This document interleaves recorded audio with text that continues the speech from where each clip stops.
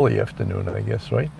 Beautiful day, guys, but I'm in my car because I was trying to see if I could do the show from outside, and it's just so windy that I don't think the sound would be very good. So here I am sitting in my car. Hope you guys don't mind. Coffee with Cannon, backyard beverage, bitching with Bill, whatever you want to call it. Here I am, and I'm hoping all my friends. Here's Sergeant George Ishag. Hello. Good to see you, Sergeant George. Folks are starting to arrive now. An unannounced, short little version of Coffee with Cannon. Sherilyn Schaffner, haven't seen you in a while. How are you? Milwaukee Civilian, good to see you, buddy. Shateem Smith, yo, Bill, how you doing? Doing well. Jay King, hi. Jojo, hi, Bill. Good to see you guys. Mickey Mantle's on the air. Number 7 is in the house. Great to see number 7. Mickey Mantle, Oklahoma. Mickey Mantle came from. He was another hero when I was a kid. Actually, when I was younger, before the age of like 12, Mickey Mantle was my hero, and then after that, it was Joe Namath and the New York Jets. And you know, Joe Namath lives down here in Florida, and he owns a couple of restaurants in Jupiter. At least his name is on the restaurants. I don't know if he physically owns them, but he's down here in Jupiter. And one day I got to go by during the day, and I vow I want to get my picture taken with Joe Willie. Joe Willie Namath, my idol. So guys, a little bit, the news is a little bit slow these days. There's no real new information. Rick Borgia, Dan 1, beautiful day. That means we'll be treated to a song today. Instead of coffee, how about Crossing with Cannon? Lollipops is a Milwaukee, New York, and Myrtle Beach. Hello. Cool. Up Beaver Creek. Hi, Bill. Good to see you. You know, Joe Namath was from Beaver Falls, Pennsylvania. Is that unbelievable? Small little town, and he goes to the Alabama University, plays for Bear Bryant, and then gets drafted by the New York Jets. Back in 1965, Joe Namath got at what that time was the biggest signing bonus ever given to a pro football player, and he was given $450,000 signing bonus in 1965. Pretty cool, huh? I remember all this stuff because I was so interested, and Joe Willie was my idol back then. Guys, we're going to go on tonight, I think, at 9 p.m. myself, Phil Grimaldi, and Mike Geary, of course, the great professor Mike Geary. And we're going to talk about, I don't know if anyone's followed that, the train derailment in Palestine, Ohio. And one of the reasons that I'm taking a little bit of an interest in it is because I'm hearing some of the same excuses and the same lies being told to these poor people that live in Palestine, Ohio, and the surrounding area. I'm hearing some of the same lies that we were told on 9/11. But it seems like this, as far as a huge catastrophe with chemicals and all that stuff, is just absolutely horrific. And just think about the number one investment you have in your life, and all your money and your whole life is put into it, and that's your home. That's your home, right? And now these people are living in an area that's contaminated by horrendously powerful chemicals that, left unchecked, can cause all kinds of diseases, just absolutely tons of different cancer and all those other things. The reason this hits me personally, and not that I know anyone or I'm from Palestine, Ohio, but myself, Phil Grimaldi, Mike Geary, and all the other people that responded to Ground Zero on 9/11 were told complete and absolute lies by the government. Just absolute lies. And not to make, I don't want to, we make this partisan, but, I tend to be, politically, I tend to be more on the right, more Republican. The Republicans lied to us. In fact, Governor Christine Todd Whitman, I believe that was, she may not have been the governor, she was lieutenant governor, I believe. She told everyone that the air at Ground Zero was perfectly safe to breathe, perfectly safe, and there was no dangers. We know that that was a out and out lie, total lie, because Now, in 2023, more people have died from the diseases after 9/11 than from the attacks on 9/11. That's incredible, right? And you talk about all the people that went down there. It wasn't just the police department and the fire department and the court officers and EMS. It was steel workers.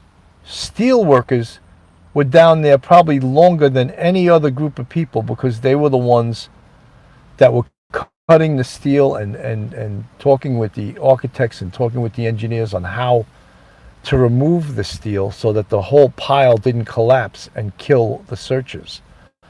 So I go every year or twice a year to Mount Sinai to check on my health from 9/11. And I have some things from 9/11, asthma, GERD, rhinitis, certain things like that. But I was lucky that I didn't get any kind of cancers because many people have gotten cancer from 9/11. Many people that I worked with, people have died from it. The Zadroga bill, Detective Zadroga. And that is another thing. Many politicians abandoned they were all gung-ho, oh yes, the police, the fire department, the steel. And then when it came to getting us money for our health and for the drugs that we were going to need to take for the rest of our life, they were like, hey, we can't afford this. Are you kidding me? All of a sudden you're not gung-ho anymore? You know who did more for the 9/11 workers and the 9/11 fund than anyone else? Any politician, 100 politicians. You know who did more? You got it. Jon Stewart, the comedian, Jon Stewart. Jon Stewart, it just shows you the power of celebrity. I was never a huge Jon Stewart fan, and after he did what he did for 9/11, I was like, he's a stand-up guy, man. And he really, it's unbelievable that politicians, that celebrities can wield that much power. What is it about a celebrity that wields that much power? That they were able, and you know what killed me too? And again, talk about my politics more lean to the right. You know who didn't show up at the hearing? Most Republicans. And I was just like, what the hell is going on here? These are the guys that I believe in what they say, and they didn't even show up. Disgusting, right? That was disgusting, and I'll call them out on it. Every single day. There's people from 9/11 that are suffering to this day. I've seen people that are a different color. They look like a yellowish color now from the cancers that they got from 9/11. And when you see politicians start talking about the budget and we can't afford it, you want to go in there and slap them, It's incredible, and just incredible. So the parallels that we can draw from 9/11 and how we were lied to, and even the people that lived down in Tribeca and the lower Manhattan, they had to breathe that smoke and that airborne cement and airborne asbestos right after and for weeks after the attacks. I hope those people that lived down there were taken care of too. And that's why, there's a law firm that, and I'm not going to do an advertisement for them because they're making a fortune off the 9/11 workers. But there's a law firm that to this day is suing to get money from the 9/11 fund. And depending on what your ailment is, that determines how much money you get, or maybe you get nothing, But as I said, I've seen some really, I was down here for that racket, was it last week or 2 weeks ago? And I saw some sick people there, someone that really looked horrific. And it's sad. And then when you realize that we, meaning the police department, the fire department, court officers, the Port Authority police, EMS, steel workers, all kinds of workers that responded down there that day without a second thought. When I realized that how we had to fight for that money because they didn't want to give it to us. It's like, if I had to make a comparison, it's almost like, veterans, disabled veterans. I don't think they do enough for them either, They don't take care of them. People come home from, when people coming home from Iraq and Afghanistan, missing limbs. In my mind, those people should be paid hundreds of thousands of dollars, maybe millions of dollars, you know. There always seems to be money for people that aren't Americans, you know. When you saw, you know, they pay more security for countries in the Middle East than we pay for our own security. And again, you can't help sometimes get political. You just can't help it. This stuff touches politics on both sides, you know. And when you see that there's all kinds of money for everything else, but again, they didn't want to give money to the folks from 9/11. Up Beaver Creek, donate Wounded Warriors Fund. Yes. There's a bunch of 9/11 funds also. Tunnel to Towers, and that Tunnel to Towers, they also donate to wounded warriors that come home. They buy homes for them, which is unbelievable, you know. And this is totally funded by private funds, not government funds, you know. So it's like, you know, I know I'm getting on my soapbox and talking about this because that case in Palestine, Ohio, with the train derailment, it really bothers me. Do you think that our government is competent? And they show a lot of levels of incompetence. And if it's not incompetence, they show a lot of levels of not caring, you know, not caring. These poor people that live in Palestine, Ohio, what are they going to do now? And who's lying to them now? How about the company, the train? How about the train? How about the company that owns those chemicals? Are they on the scene? Are they owning up to what they did? Are they owning? And it's an accident. We know it's an accident, but are they owning up to it? In my mind, you know, they should get in there and offer. If it is as horrible as I think it's going to be, they should offer to buy everyone's house that lives there so they can evacuate. You know. You know, not just before and after I left Buffalo years ago, and you guys know I went to college, Buffalo State College, there was an area upstate near Niagara Falls that was devastated by a chemical company that dumped chemicals into the river. And they called it the Love Canal area.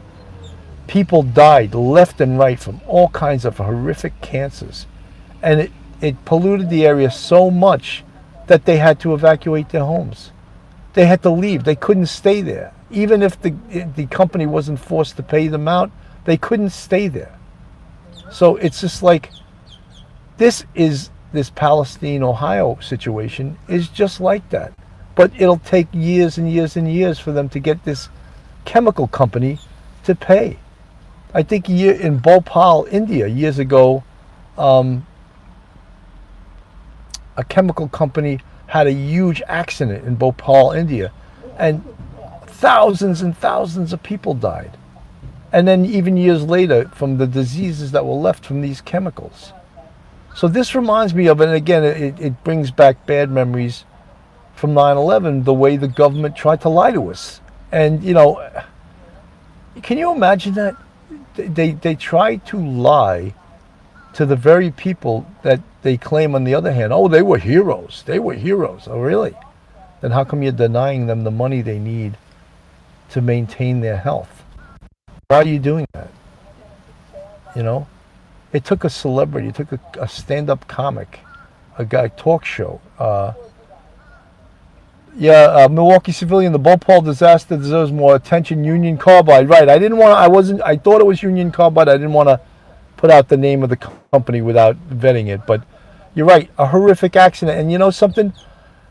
At those levels, at that level of devastation, you know politicians are slapping hands and they're involved and they're negotiating a deal that has somehow makes Union Carbide pay a fine to us. But how about the people there that lost their lives?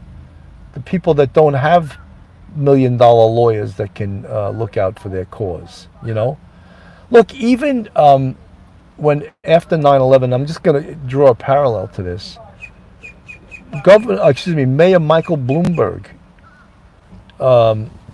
he hired a law firm to fight people that were trying to get money from the 9/11 fund. And this law firm at the time was making $650 an hour.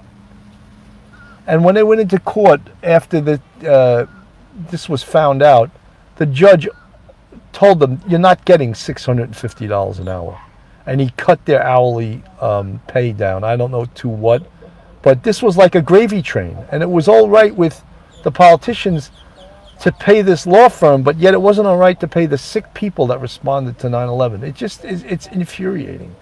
It's really infuriating, you know. And when you see the dirty hands that politicians have in this stuff, it really is sickening. And you wonder, who are they working for? Are they working for the people? Are they working for the first responders? In this case, with this derailed train, how about the firemen that responded, that were there for days? What do you think their lives are worth now? They're almost certainly going to get some diseases connected to this. How about the cops that responded? How about, you know, the National Transportation Safety Board, people that were at that scene for hours and hours and hours and hours? Dr. Pamela Cholette, this stuff makes my head explode, stabs me right in the heart. They work for themselves. You're right. And you know something, it's both sides. It's both sides. I think some people called out the transportation secretary and said, why aren't you on the scene? Oh, it's the job of Congress, he said. You know, these politicians, they pass the buck all the time, and you know, who's left holding the ball? The people that are sick, the people that need their help, you know. Guys, there's 104 in the chat, 62 with the thumbs up. Thank you guys. This is Coffee with Cannon. Jalen, how are you? Good to see you. Coffee with Cannon, in-car beverage. I told you I couldn't go outside because it was just so windy, and I know it was going to affect the sound. So I'm in a beautiful area, but I decided I would do it inside the car to cut down on the wind. So I hope you realize I would love to give you a gorgeous scene today, but if I gave you that gorgeous scene, we would forfeit the sound. So I think the sound is pretty important. You can still see a palm tree out the one window, right? There you go. There's some palm trees, right? So you still know I'm in a beautiful place. Guys, thank you so much, folks. If you're not subscribed to Police Off the Cuff, Real Crime Stories, go on our YouTube, hit that subscribe button, give us a thumbs up, and ring that bell. And if you want to, contribute to us financially, we have a Patreon with 5 different levels, and we have a YouTube channel members, and you see the folks, with the green font. They're all part of our YouTube channel members, and we appreciate all of our fans, our friends, our subscribers, and you know, I can't help when I do a case like this to get a little.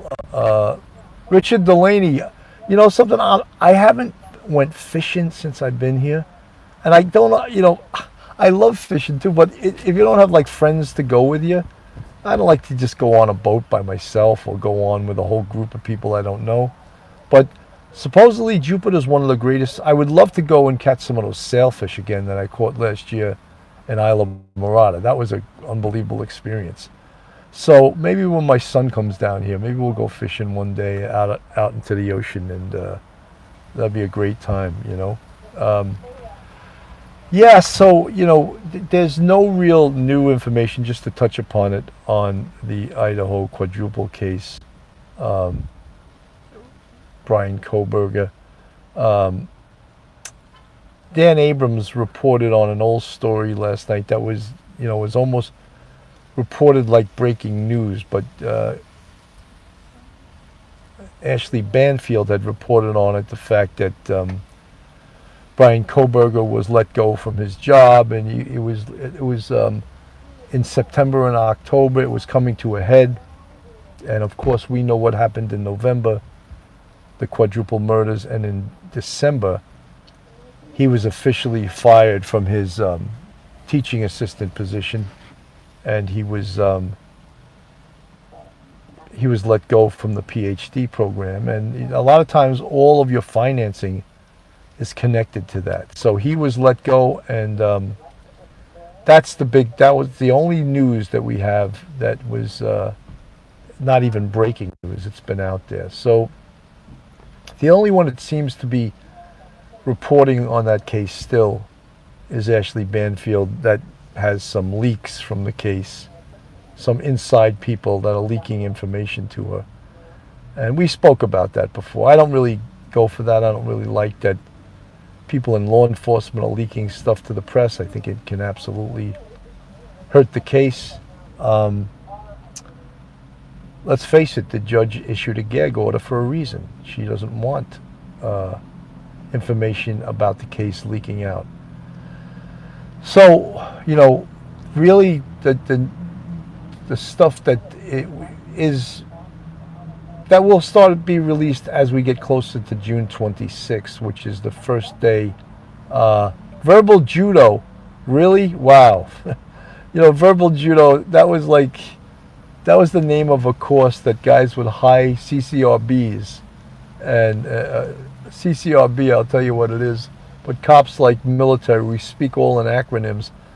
CCRB was Civilian Complaint Review Board, and cops that got a lot of civilian complaints, they would be forced to go to verbal judo so that they could, hello Blondie, 1025, good to see you, so that they could stop calling people a-holes and start using,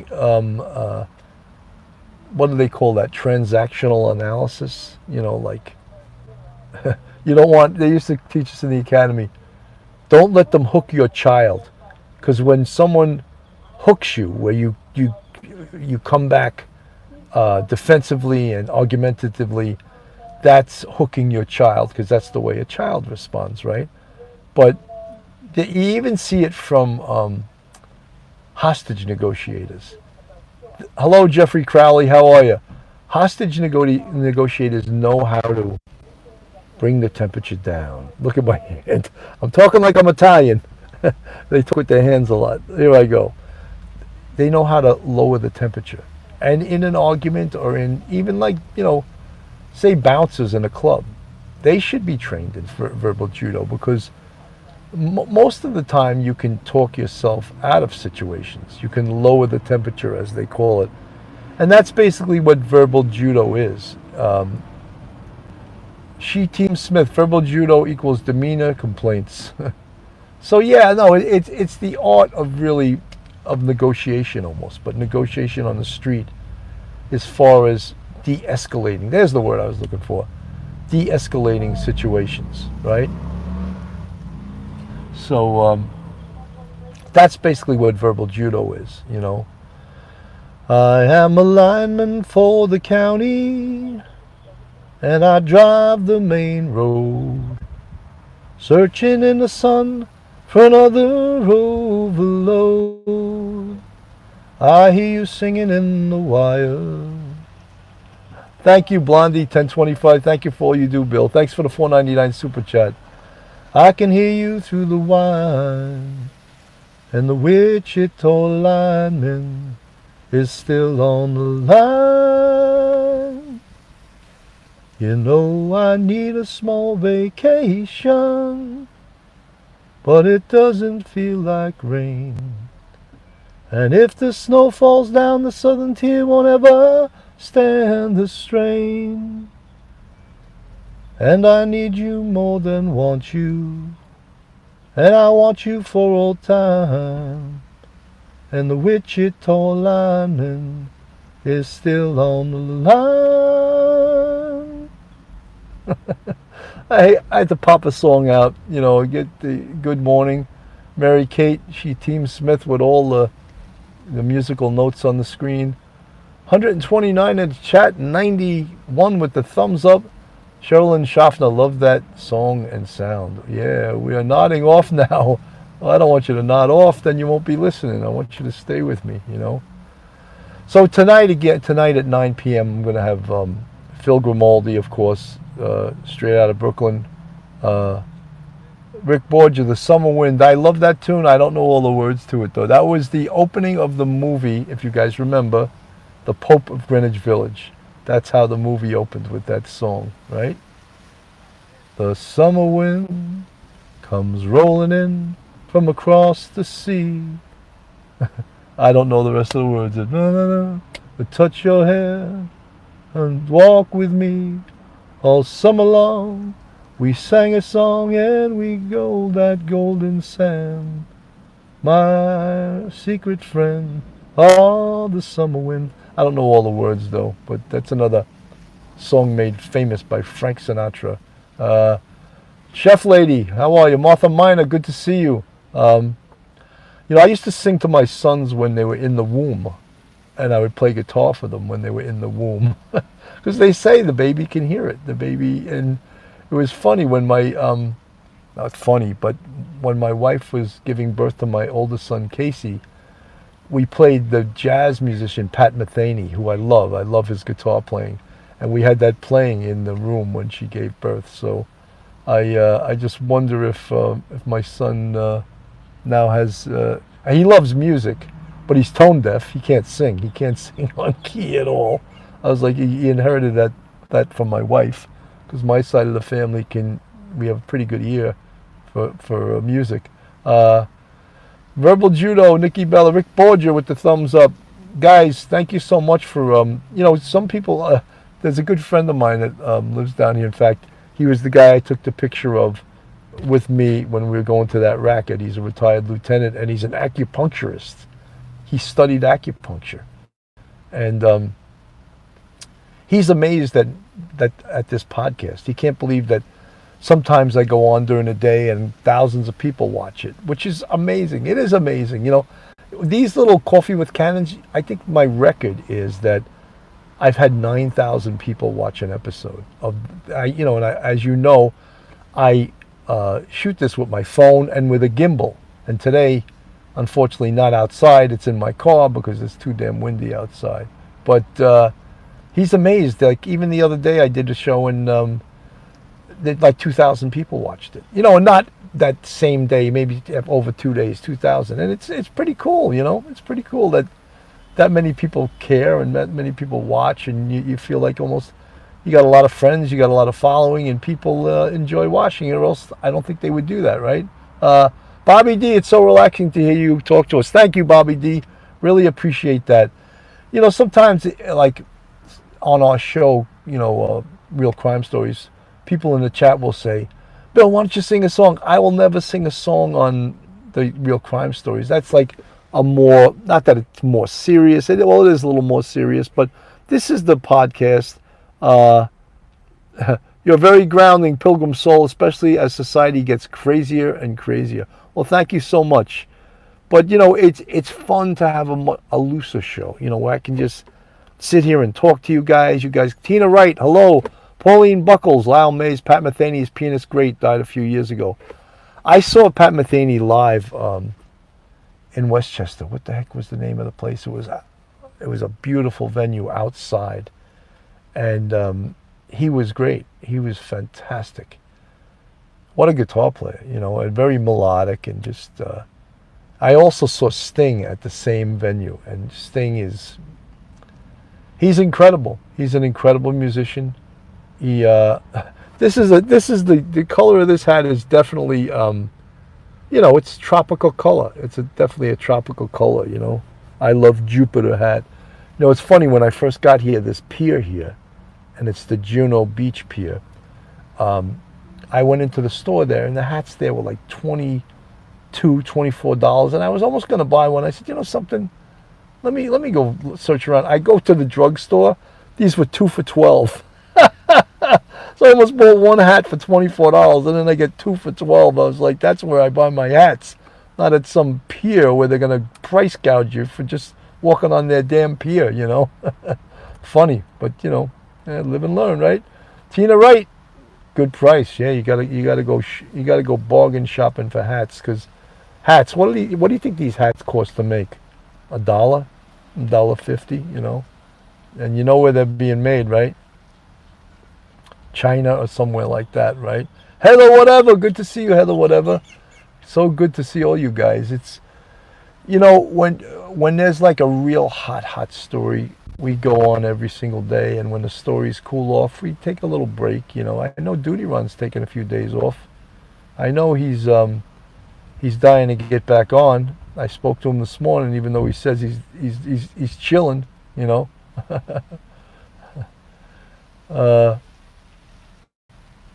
In China, 25 cents. Yeah, Chuck and Rick Borgia.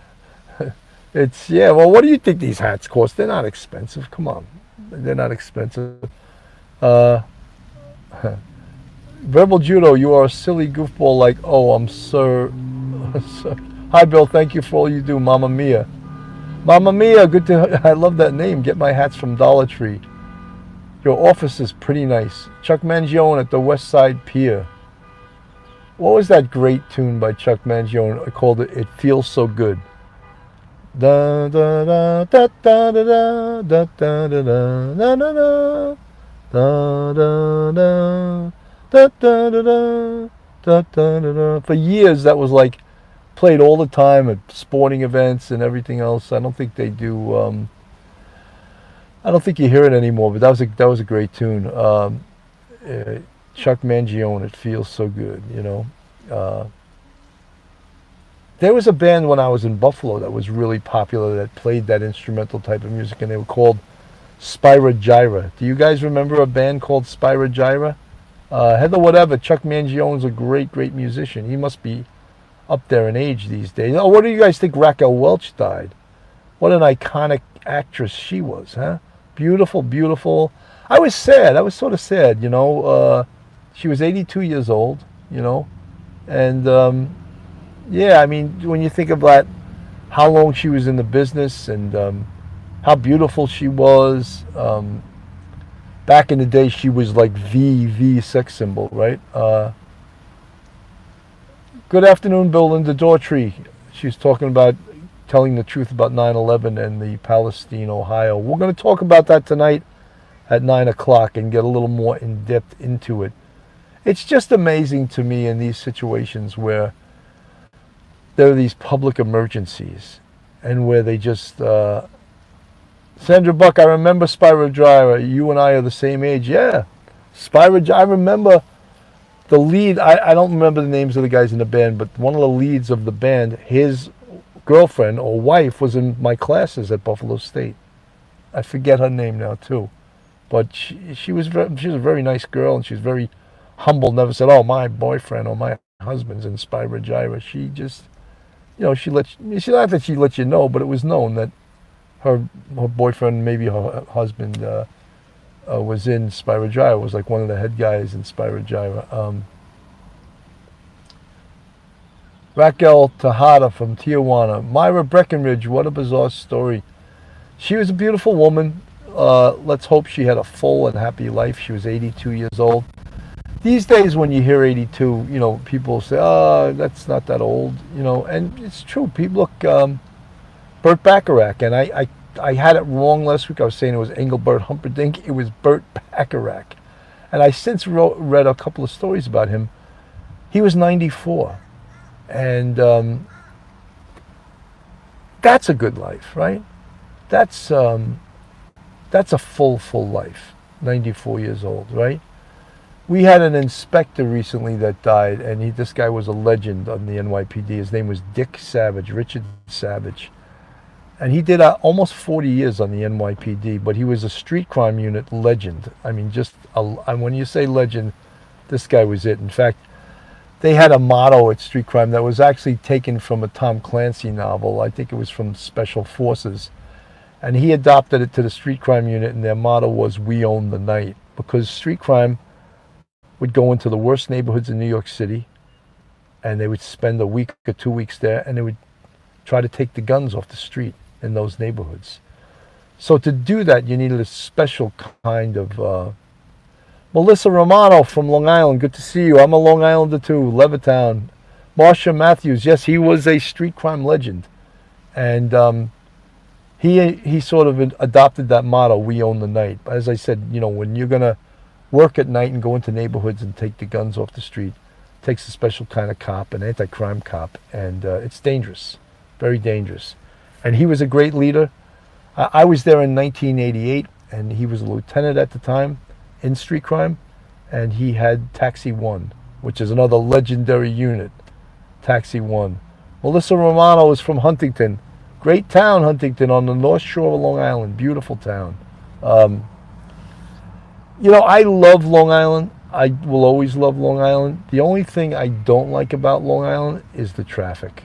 I just think the traffic on Long Island is just, and there's just one road going, Long Island Expressway, Southern State, Northern State, Jericho Turnpike, all these roads. The population's so huge on Long Island that the traffic gets unbearable. I remember when I went to Nassau Community College, which was about, with no traffic, it's about 10 minutes from my house in Levittown, right?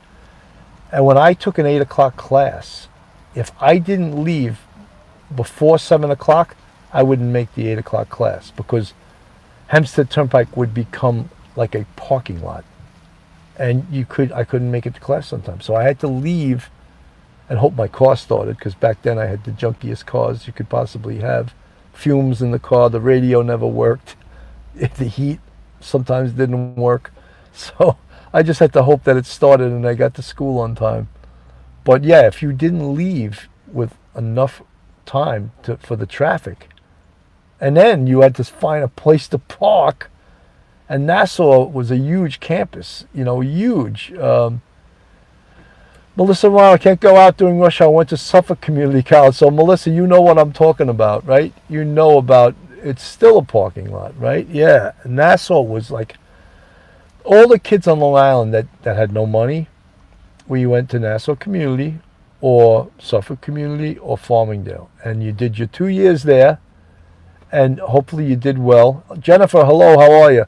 Hopefully you did well enough to transfer to a 4-year school. And then a lot of us that still had no money after 2 years, we went to SUNY, State University in New York. So Buffalo State, Albany, Binghamton, Brockport, Geneseo, now Stony Brook. Stony Brook's one of the top schools, and these are SUNYs. So imagine you can go to a top school. L'Oreal, and I love Nassau Community College, amazing teachers and staff.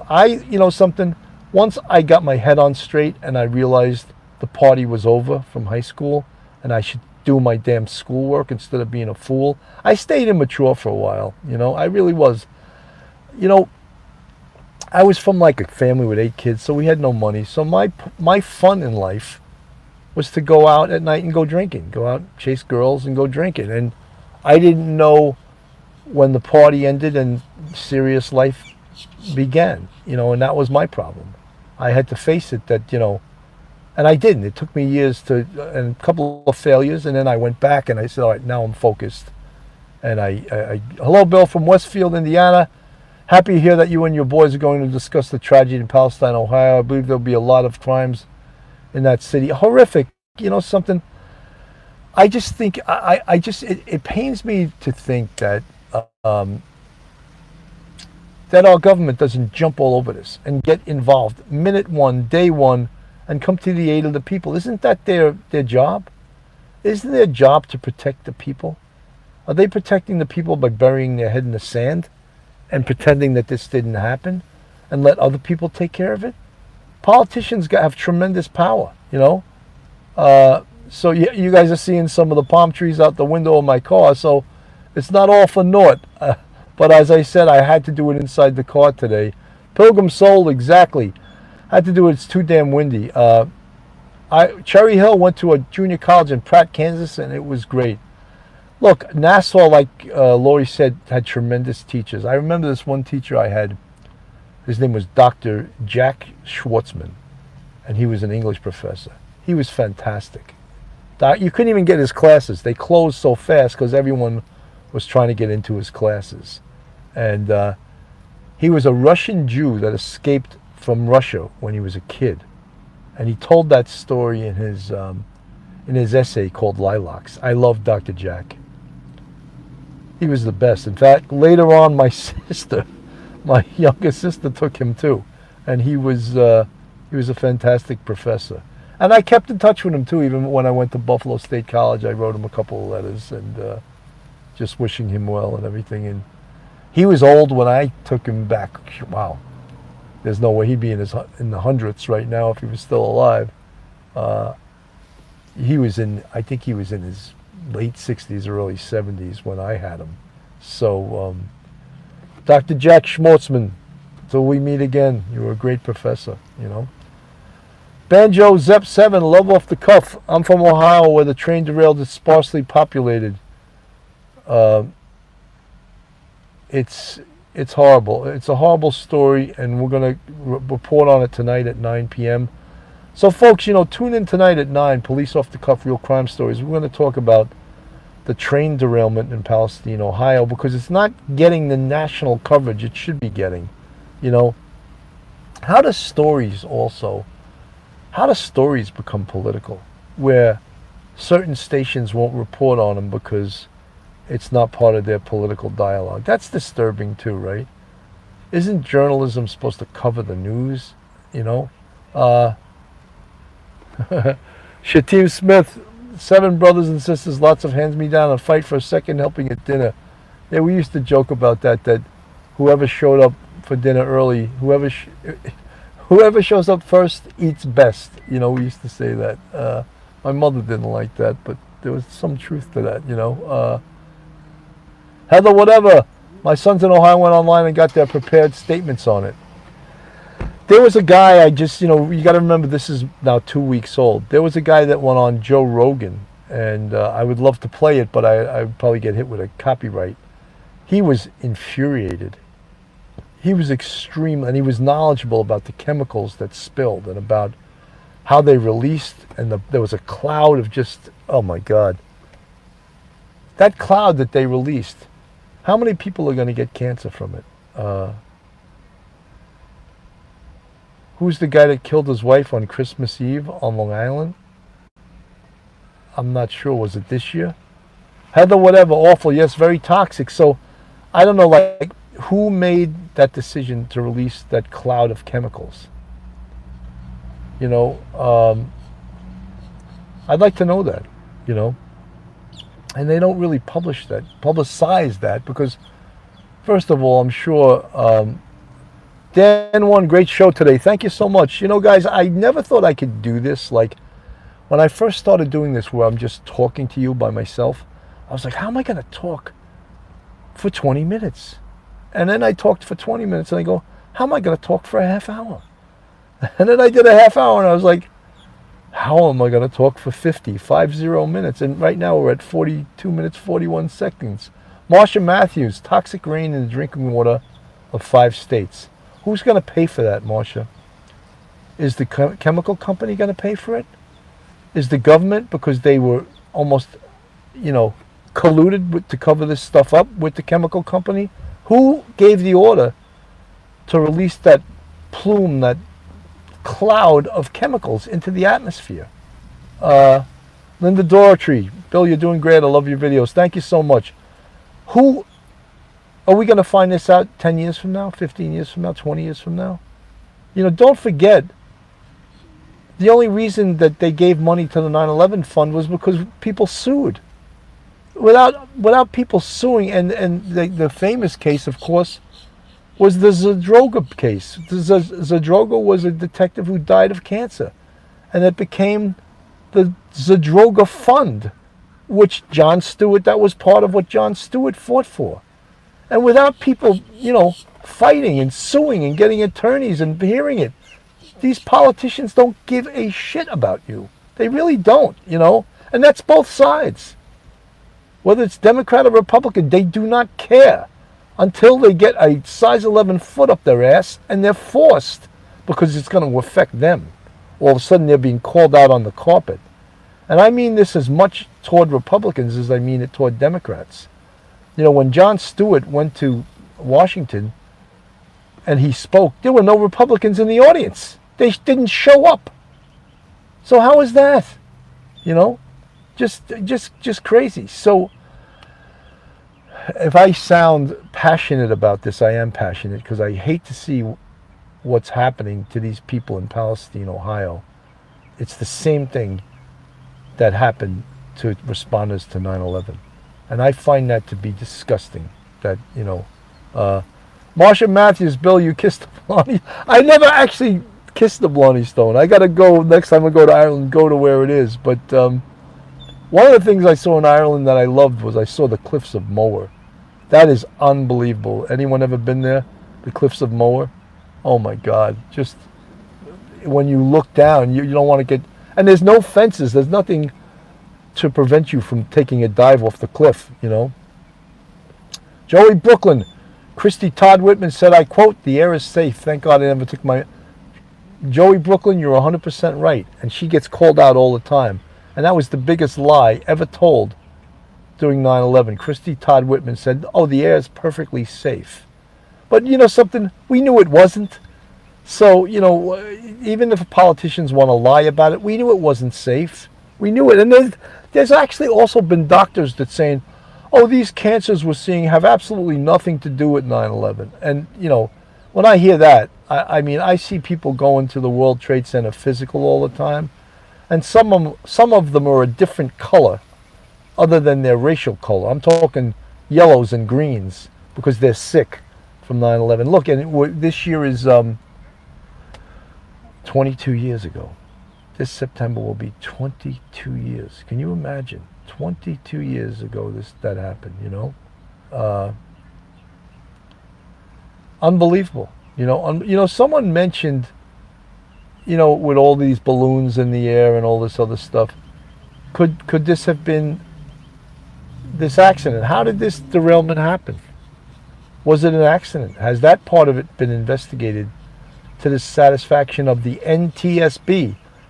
The NTSB investigates all rail accidents, the National Transportation Safety Board.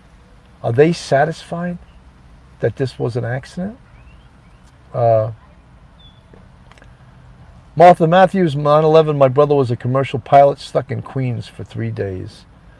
You know, how about even like people were stuck all over the world because aviation was shut down? And who got on the first planes that were going to get them back into where they wanted to go? Who?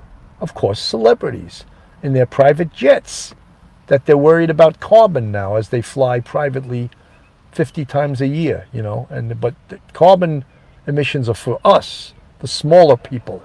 They'll drive their Prius and fly private jets 50 times. So they're tricking us. They're tricking us driving the Prius or the electric car, but they're flying 50 times a year privately. So come on, please, please, please. Just absolutely crazy. Don't get me started. Lorraine Lawrence, hi Heather, whatever. Verbal Judo walking set of encyclopedias. Guys, 143 in the chat, 139 with the thumbs up. Donna Gaffney, employees say the train was very overloaded with cargo. Wow. Tammy Crimes, it was awful. Someone doing a video on this to the right. You should see that area. This is going to affect all the areas. Yeah. You know, I want to find out. I really do want to find out what caused that accident. I would really like to know that. And I would really like to know, when is the chemical company getting called out on the carpet? Publicly and legally. When are they getting, and what are they going to do about these people with houses right now in that area whose homes may now be worthless because of this chemical spill? And they'll never admit it because they'll have to pay out billions of dollars, you know. But someone has to be held accountable for this, you know. And who is that someone? The rail company? The chemical company? And the only way they are held accountable is how? Is through lawsuits. Through lawyers filing lawsuits against them. That's the only way they'll be held accountable. Guys, I'm at 49 minutes, 9 seconds, actually 12 seconds. I'm going to go end of tour, end of show at 50 minutes.